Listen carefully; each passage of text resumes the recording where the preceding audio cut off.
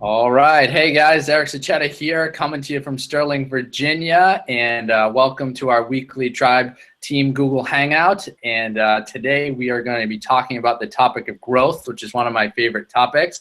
And for those of you who are joining us, you're either a member of our team or you follow myself or one of our leaders here on Facebook or Instagram, and you want to hear more about the topic tonight where we're talking about growth, but you also want to learn about what our team's about and how you can get connected with like-minded people that are looking to, get the most out of life. So, and live free and live based on your passion. So we have one of our leaders on here right now. I know some of the other ones are going to be popping on in a few minutes, and I know we have a bunch of people watching as well. So how's it going today, Dario? Hey, what's going on? Everything great over here.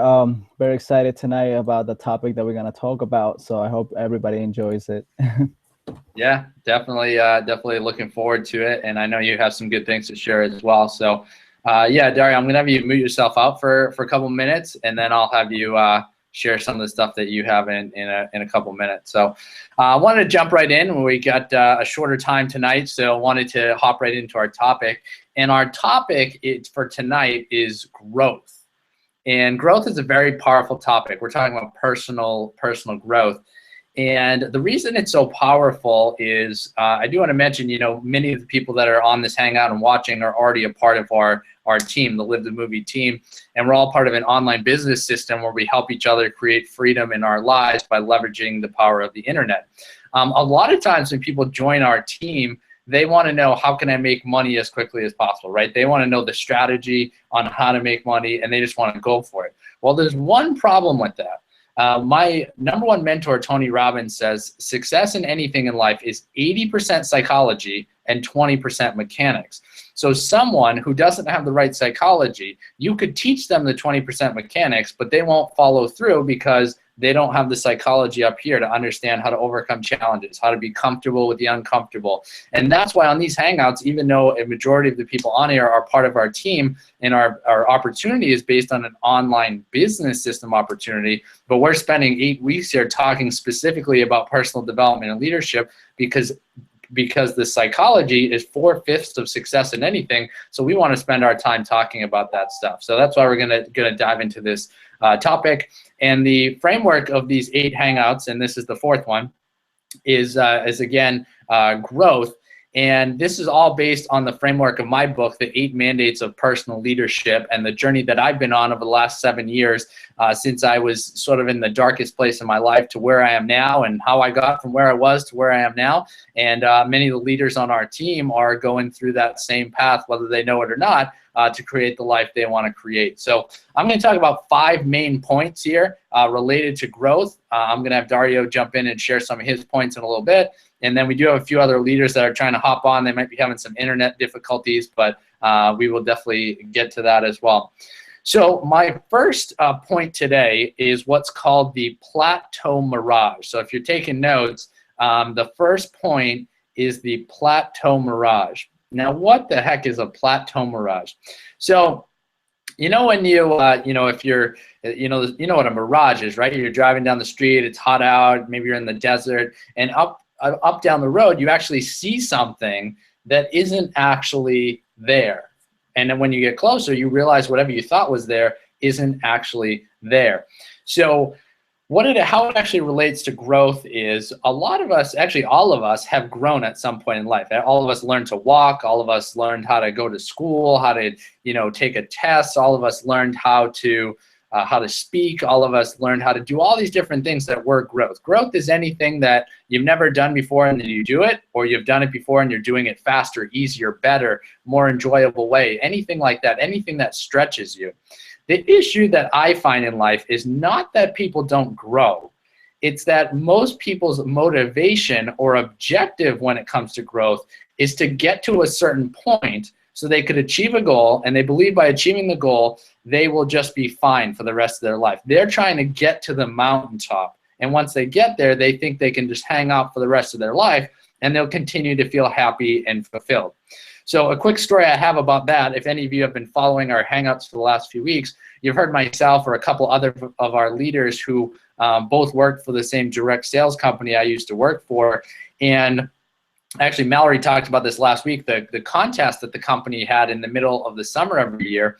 And the objective was to sell $10,000 worth of products in 2 weeks. And you worked all day long, morning to night, phone calls on both ends, went and did appointments. And there were tons of challenges. People saying no to you on the phone, people canceling appointments, people going over, listening to an hour-long presentation and then not buying anything, not recommending anybody. And then, of course, you have other appointments where you sell $1,000 and it all evens out in the end, but it's all effort that you have to give. So I set up in my own mind that I was going to try to sell $10,000. And I told myself, as long as I give my best effort for these 2 weeks, no matter what happens, I'm going to be totally satisfied with it. And we used to do these things where you would actually literally draw out a thermometer, like a thermometer, and you put 10,000 at the top and 5,000 and 3,000 and 1,000, and you'd fill in the thermometer as you made sales. And on the side, you would put all the things that you would get by hitting your goal. Like I wanted to go on a trip to New York City and take my family and pay instead of have them pay because we had been traveling to see all the different baseball parks. I wanted to, contribute some money to a charity. And I wanted to be able to, do that. I wanted to be able to, be able to do other things. And I had all these goals on there. And because I had these goals, that was my motivation to push through. But it was ultimately more about a feeling than getting those things. The things I got was a byproduct of going after the goal. Anyway, I ended up going after it for the 2 weeks, and I did not sell $10,000. I sold about $8,000. But I absolutely gave my best effort. I got rejected by more people than I ever got rejected in my whole life in 2 weeks. I got more no's on the phone, more no sales, more all this other stuff. But I also made the most money I ever made in 2 weeks. I was also an assistant manager. So between my sales and my assistant manager pay, I actually made $5,000 in 2 weeks on my break from college, right?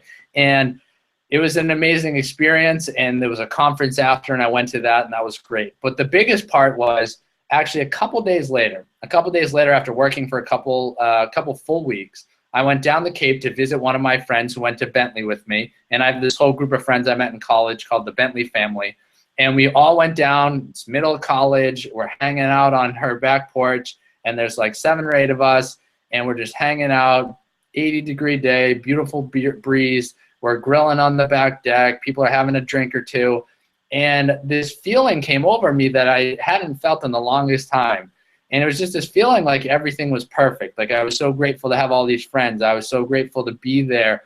And I was also so happy that I overcame some of my fears and just went for it. And even though I didn't hit my goal, I still got to do all the things I wanted to do. I still became the person that I wanted to be. So I got that feeling. The problem is, though, that even though I got a lot of the things I wanted in the short term, one of my focuses was be able to make enough money so that I didn't really have to do anything for the rest of the summer. And that's where the whole part about growth comes in. So literally 3 weeks later, I'm on a family vacation, and I'm supposed to be enjoying it. We're in New York City. We just went to a couple baseball games. I'm spending time with family, and one of the days ends, and I had fun that day, but I was sitting there ready to get to go to bed, and I was literally so unhappy. And it was amazing how in 3 weeks I could go from elated to unhappy. And on the outside, you say, what's wrong? You made $5,000. Now you're on a family trip, staying in a really nice hotel in New York, and you went to the baseball games and all that stuff. What could have possibly happened? Well, what happened is for the 3 weeks following that, I literally didn't sell a single thing. I didn't do the appointments I was supposed to do. I did my office shifts, but that was it. So I didn't make any money besides my office shifts. I didn't make any money from sales. I didn't do what I was supposed to do. I wasn't living up to the standard that I had created during the push week. And although I didn't have to work hard 12 days in a row or 14 days in a row, I still had to hold that same standard of doing what I say I was going to do.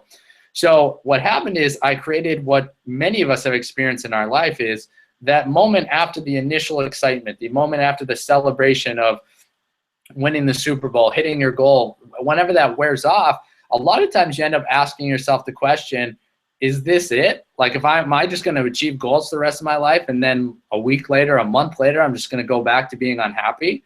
And I'll talk more about this later, but our environment, our psychology and our nervous system is more about associations than what's actually real. So if you start associating achieving a goal actually means momentary excitement, but mostly pain, you won't even try to go after goals anymore. You'll just sabotage yourself and you won't even go after them. And I really didn't understand at that point, because I hadn't studied personal growth at the level I had, what had actually happened. But it really comes from the fact that I didn't understand that whole concept of that you have to be constantly growing. I'm sure you guys have heard the saying, you're either growing or you're dying. You're always moving in one of two directions. There's no such thing as standing still. People think there is, but there's not. If you're standing still, you're actually going backwards. So you have to be moving forward in your life. So Dario, do you have an example? I know you have some things you wanted to share, but just real briefly, just related to this one point here, do you have any examples in your life of like a plateau mirage, which is you went after a goal and you either achieved it or you came close and you got excited, you got, that feeling you're after for a little bit, but then you didn't continue to push yourself, and a little bit later on, you went back to your old habits and you didn't feel as excited about things. Do you ever have that happen? Yes, actually, multiple times. Well, that was a nice story, Eric. I definitely we share some of the. Did I lose you? Can you hear me? Okay. So what happened was when I look at the point that you just brought up is I'll give you an example of like how companies, if you look at companies today, what's happening with companies, they're getting affected with technology, and other companies are getting destroyed by technology. So what are they doing, these companies? They're trying to improve in products, they're trying to improve with services. So that's how you got to look at yourself. In order to get, for you to get to the next level, you have to improve yourself. You have to become more valuable. And how do you do that? You got to learn. You got to learn from the top. So many things that happened to me, that I was lacking. I lacked in persistence, and I didn't really achieve a few goals that I had in mind, because it was that philosophy that I had.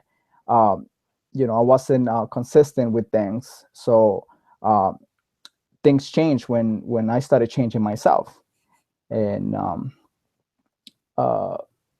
so many things just I was able to do by just learning from books and learning from mentors and stuff like that. And definitely, Eric, you have a lot of things that makes me think about things that I still have to work on. So it's definitely a very big help. Great. So that's awesome. I'm going to keep moving on to the different points I have. But so the plateau mirage, the combination of what it's all about is just having that understanding that you need to constantly be growing. And it's going to be related to the other points that we have. They kind of build on each other. But there's this misconception out there of a couple of things. One, that growth is just a means to an end, which it's not. Growth is a way of life. It's not a means to an end. It's not just trying to get somewhere so you can stop. It's not making $1 million so you can go blow it all over the world and not do anything and not contribute, not help anybody. Making $1 million is awesome because it means you contributed to all a bunch of people. But now you got to use that money for good things, to provide for your family, to contribute to society, things like that. I think the other problem is that, and this is the last thing related to this point, is that a lot of times our society sells us on the fact that fun equals fulfillment, which is not true. You can have fun all the time, but you can have fun in anything you're doing, but just doing what you want all the time does not equal fulfillment. If you had all the money in the world, just doing whatever you want all the time and not using it in a way to add value to people is not going to make you happy in the long run. Anything that you could do without giving much effort is not going to give you that feeling that you're ultimately after. So just keep that in mind. All right, number 2 point related to growth is what's called the fear opportunity. So I call it the fear opportunity. So anyone taking notes, that's number 2, the fear opportunity. And basically what that's about is behind your biggest fears is your biggest opportunity for growth. Most people, because they're afraid of something, that's why they don't do it. But I've learned to do the exact opposite. Because if you really think about it, right? If you're afraid of something, then there's a reason for it. There's a reason for it. And if you're afraid of something when it comes to your own personal development or growth, then there's something to be gained there. If you're petrified of public speaking, then there's something to be gained there. That means there's a growth opportunity there for you. And what's funny is you could think about something like, well, Eric, well, you know, but I'm afraid of, you know, walking on fire and getting burnt. Well, I could even disprove that one to you. You know, Tony Robbins' event, Unleash the Power Within, right? What do they have you do after the first day? They have you walk across 25 feet of burning coals and you don't burn your feet. And then what does that do to you? It does something unbelievable, right?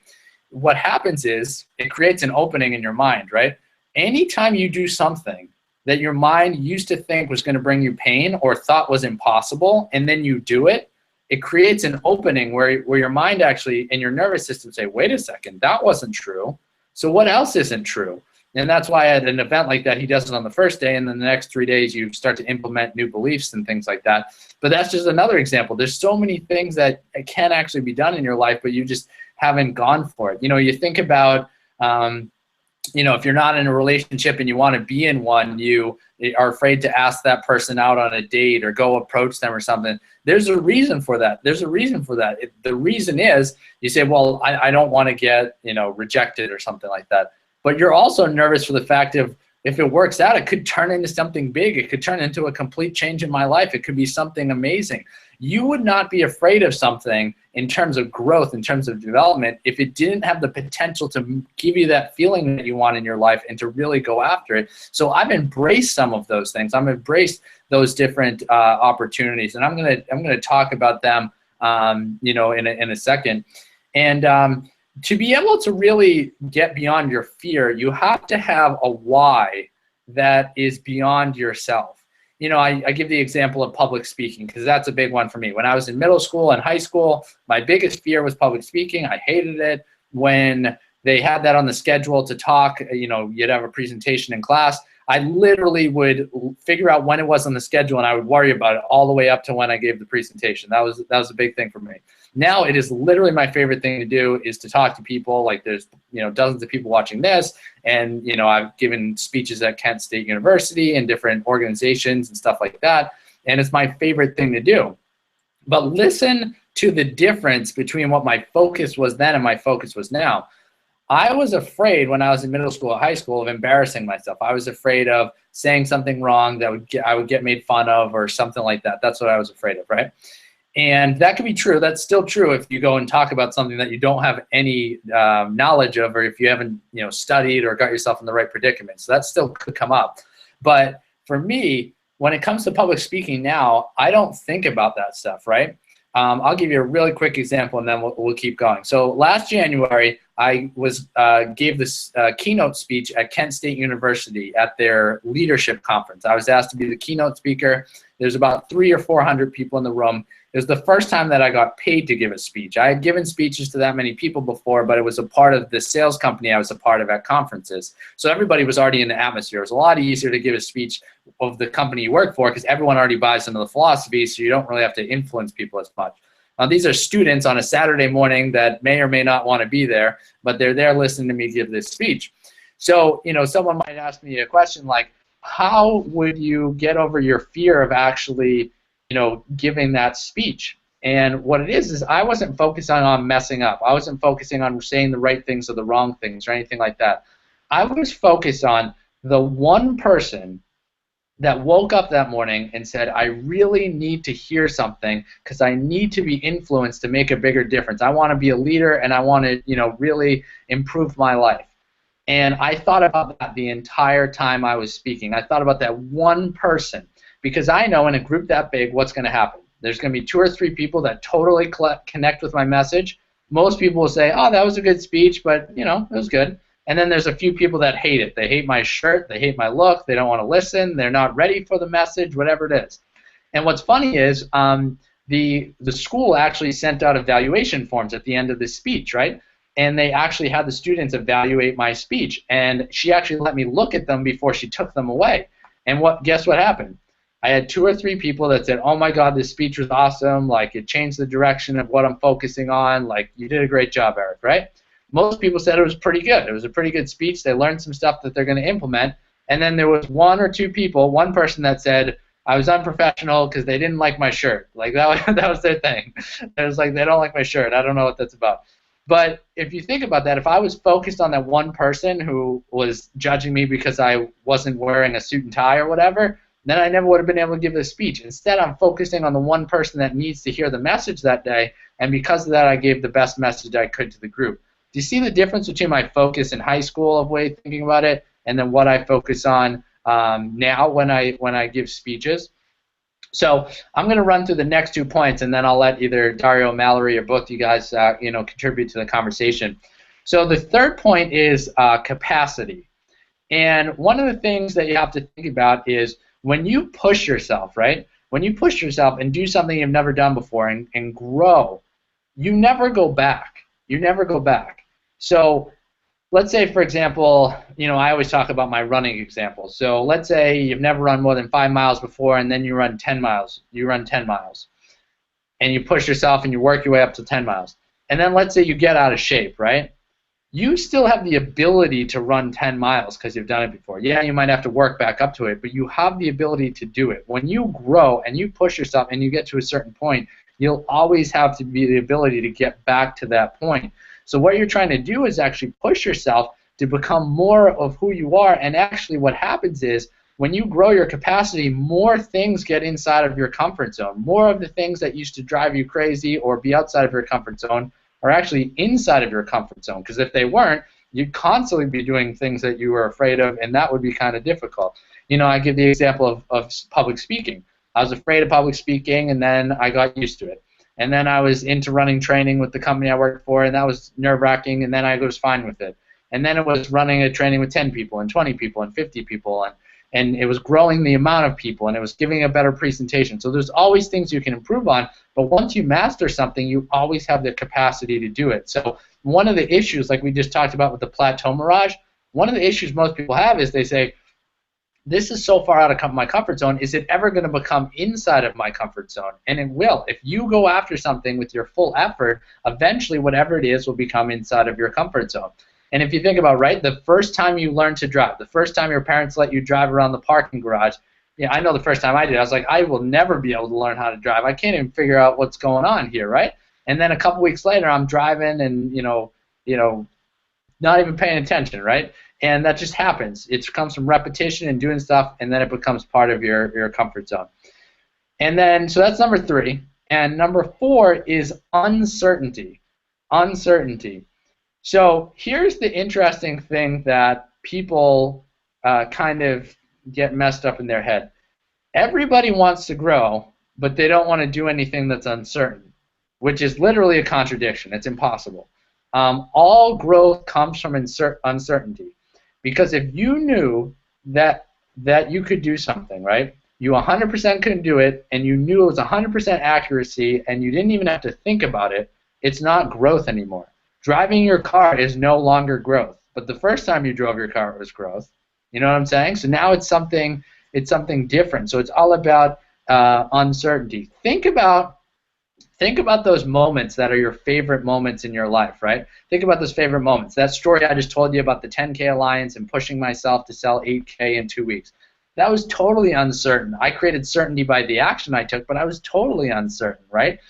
Think about asking my wife out on a date the first time, right? Or even your wedding day. Like you might be certain that you want to do it, but am I going to say the right things up on stage? Are we going to do our first dance correctly? Are we going to do all this stuff? And that's why you actually get the most amazing time out of those events, is because you follow through from that uncertainty and actually do that. Think about those exciting events in your life, and even though you might have been somewhat certain about it, you weren't certain about everything, how it was going to work out, how it was going to play out, and that's what gave you that feeling that you're actually after. So I want to add one more thing related to uncertainty, and then I'll let you guys contribute. Like I said, is a lot of times people have what I like to call misguided uncertainty, and what that is when people create associations that don't make any sense.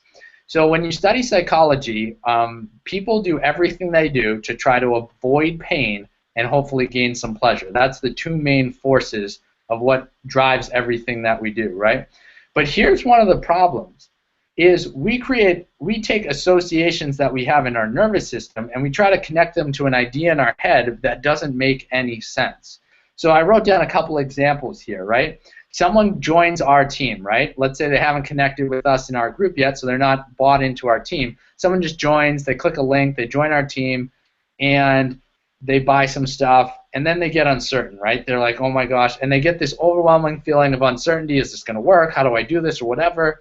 And what they say in their mind was, wait a second, I didn't feel this way before I started doing this business, and now I feel this way while I'm doing the business, so the uncertainty must be the business, so let me get out of it because then I'll go back to what I was feeling.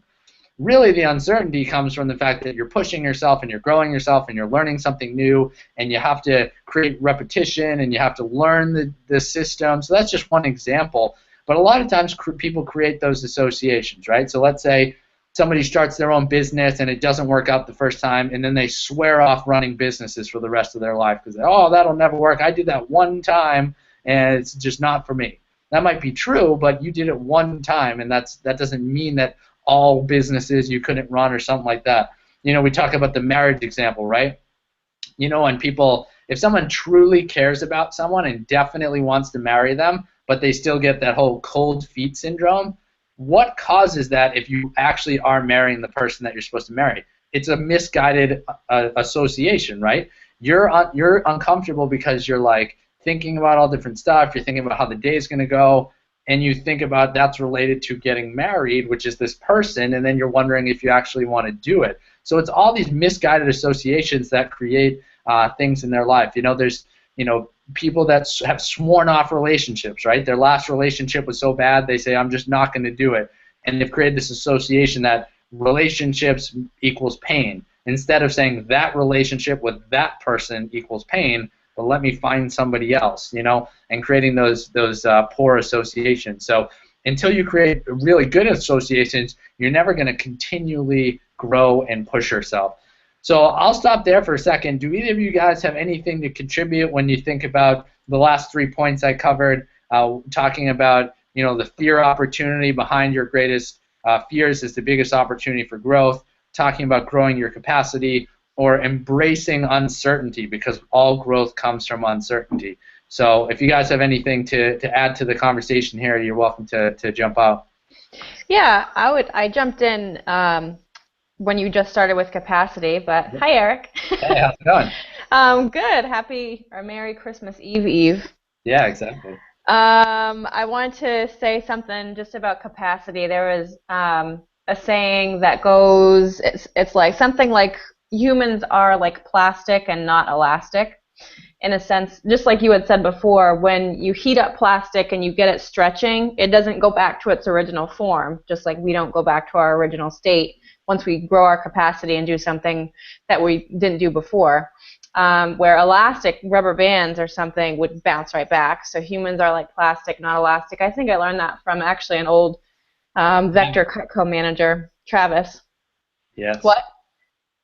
That's what I said, Travis. I Travis. Told you that. Yep.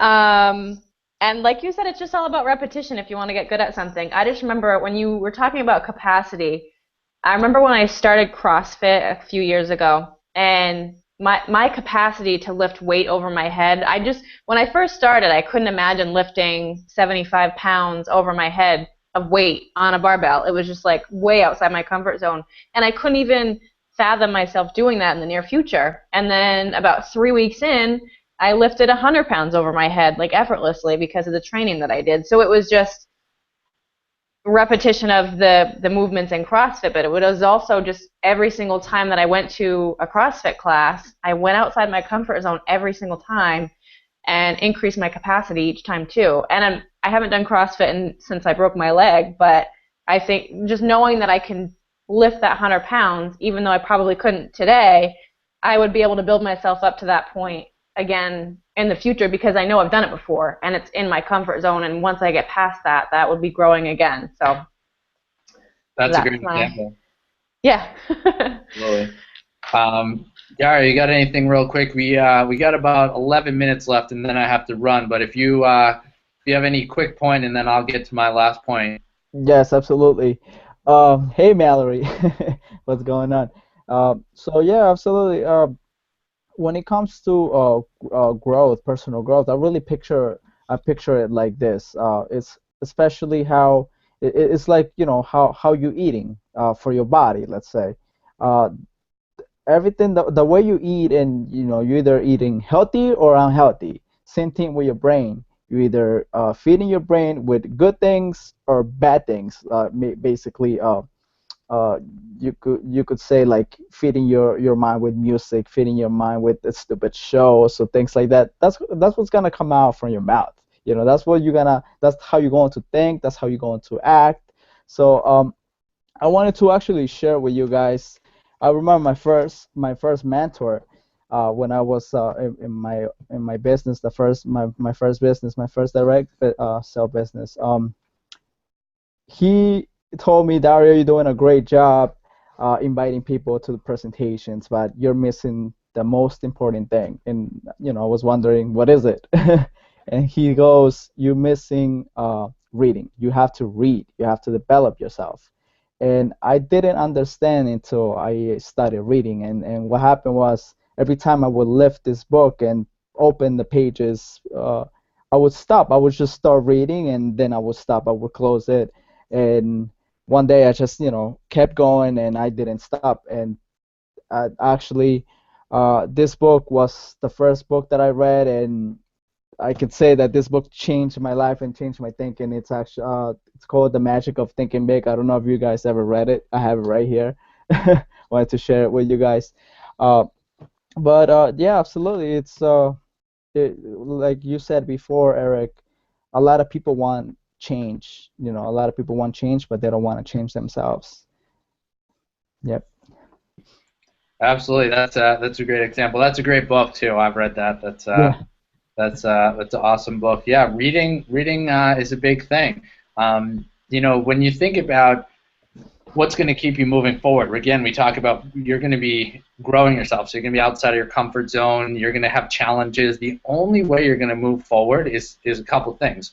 If you surround yourself with a group like ours, or it doesn't have to be this group, but any group of people that are like-minded, that are reinforcing these growth ideas and all the stuff we've been talking about, and then you continue to read and listen to audio tapes and watch videos and stuff that reinforce that you're on the right path. If you're trying to grow yourself, but everybody around you is being negative, no one's reinforcing anything you're doing, you're just gonna stop. So this leads into my last couple points for today. So my last of my 5 points with growth, and then a couple things just to wrap up. And the last thing is about contribution. And I want to talk about not just contribution in terms of giving, like your time or money, but contribution in terms of, a lot of times we try to contribute and say, like, you guys on screen here are part of our team and our online business system, but you try to say, well, I'm going to try to get people to join because I'm contributing to them, right? I want them to join so they can make money too, so they can live the life that they want. I'm contributing, right?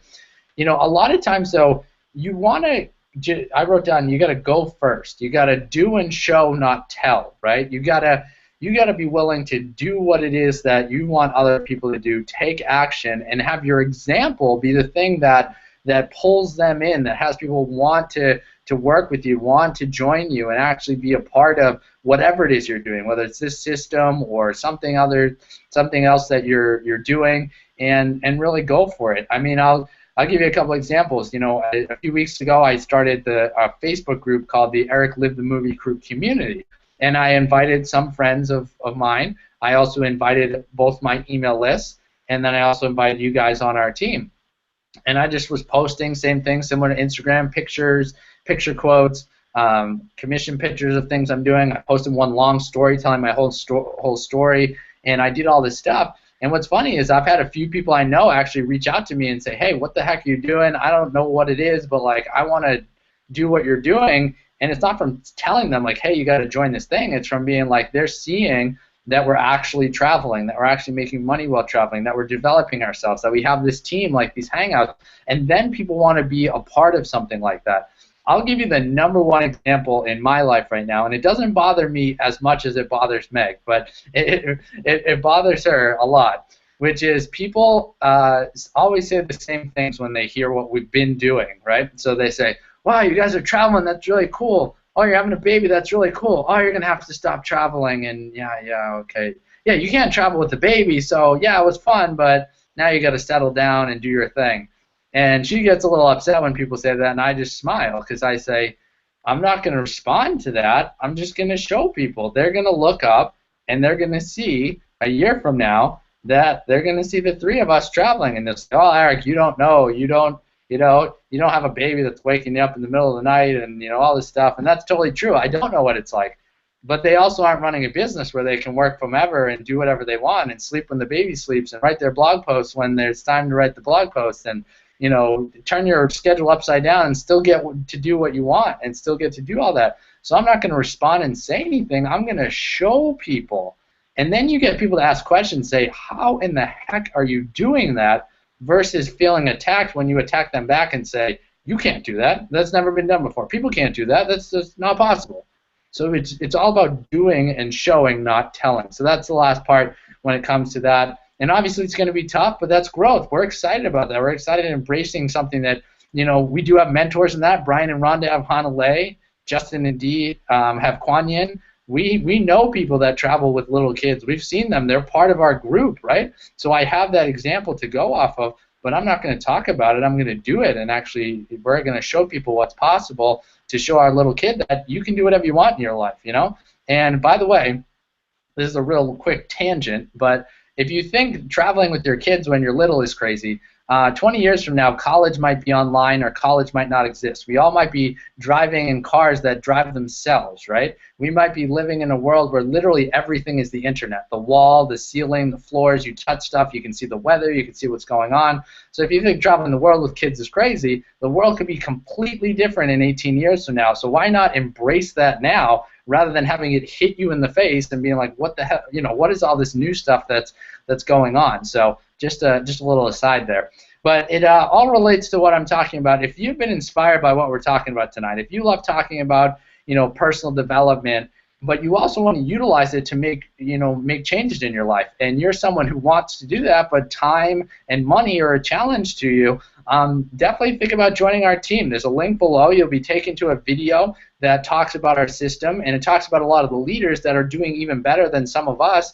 And the video actually features a guy named Michael Martin that actually a few years ago was struggling financially, and he joined the system, took action. Now he makes hundreds of thousands of dollars a year. He gets to spend time with his wife and his son, and they live comfortably in Georgia, and they live a great life. And it's a great example just to show you the average, middle-aged guy that's never done something like this before, that took action and just went for it.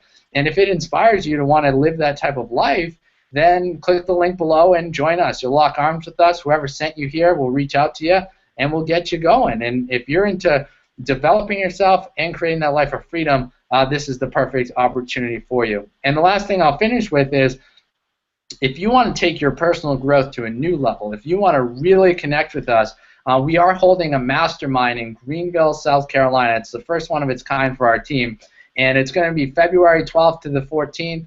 Greenville's a beautiful city. It's one of my favorites. It's a really cool place. And, we're holding the mastermind. Dario's coming, Mallory. We have a bunch of people coming. I actually had another friend of ours. I've actually told a story about him on a previous Hangout. But one of my close friends, Josh, is going to be joining us. He's super pumped and excited. I didn't even have to sell him on it. I just told him, and he just signed up because he knows that I wouldn't lead him astray. So he'll be joining us. So we're down to like 5 or 6 spots. So if you're interested and you've been following us, you can go to ericlivethemoviecrew.com/Greenville Mastermind. So ericlivethemoviecrew.com/Greenville Mastermind, and just sign up. If you have questions after watching the video at that page, you're welcome to reach out to me or one of the other leaders. Because again, this is going to be a mastermind. We're going to be sitting around and sharing ideas that are going to take each other to the next level. This is not a me standing in front of the stage preaching at everybody. And because of that, we want to make sure you're totally comfortable with the information and what it's going to be, how it's going to be working, what we're going to be doing to get you guys to sign up. So I got about 2 minutes left here, so I'm going to have each of you guys, you got 30 seconds if you want, just to share your excitement about the event and being a part of our team, and then we'll kind of finish it off from there. So you guys can decide who goes first. I go first. Ladies first, right, Dario? Yes, that's right. 30 seconds. My excitement about going to this event is I've known Eric for a number of years now. I was actually a bridesmaid for his wife at their wedding. And just knowing Eric and how inspirational he is in person is worth going in and of itself. But what I'm even more excited about is we've been having all these weekly hangouts every week, and I love our team. But I also have never met Dario. I haven't met Isabel and the other people on our team, the other leaders on our team. And it's going to be so cool to just sit in a room with like-minded people, discuss ideas back and forth, and really mastermind with the best of the best in the industry. So I'm just pumped to see everybody and learn from everybody. Yes, I definitely agree. I'm very excited about the opportunity that we're gonna have with the team that we all going to get a chance to meet each other. So I definitely recommend anybody that is getting ready to get started to take the chance to actually get to meet us. It's definitely a great opportunity. Great, awesome. And then just to bring it back real quick to what we've been talking about the whole time, if you're thinking about signing up, you should feel uncomfortable. It's growth, it's pushing yourself. And remember those mixed associations. You're thinking about, all right, I'm going to spend money, and that's why I feel uncomfortable, so I shouldn't do it. That's not what it's really about. It's because you're pushing yourself and you're growing, and you don't know exactly how the mastermind's going to work. You don't know who you're going to meet and how it's going to work. I still get uncomfortable when I go to events, even events with our company, because I'm so excited. I don't know who I'm going to meet, or if I'm going to have to talk to someone, or if I'm going to, be in front of a crowd and give a talk or something like that. And I love that stuff now. When you change your associations to being uncomfortable, everything changes for you, because then you're willing to do so much more. So if any of this intrigued you, definitely click the link, connect with us, and join our team. If you're interested in the mastermind, again, Eric Live the Movie Crew /Greenville Mastermind, and we'll see you guys next week. One last thing, even though I said that a second ago, one last thing. What's really cool, remember I said do and show, don't tell? You're going to see for the rest of our video series, and we're going to continue with the Hangouts, but you're going to see me in a different location every Hangout for the next 6 weeks, which is pretty cool. We're in Virginia today. Next week we'll be in Boston. The week after that we'll be in Daytona Beach, Florida. Then we'll be in Palm Beach, Florida. Then we'll be in, I don't even know where we'll be, somewhere, South Carolina or something, but it'll be showing you that we're living this lifestyle, so that if you're excited to work with us, we really are getting this stuff done. So I appreciate your time. Live the movie, guys. Have a great week, and we'll see you on next week's Hangout. See ya. Thank you. Bye.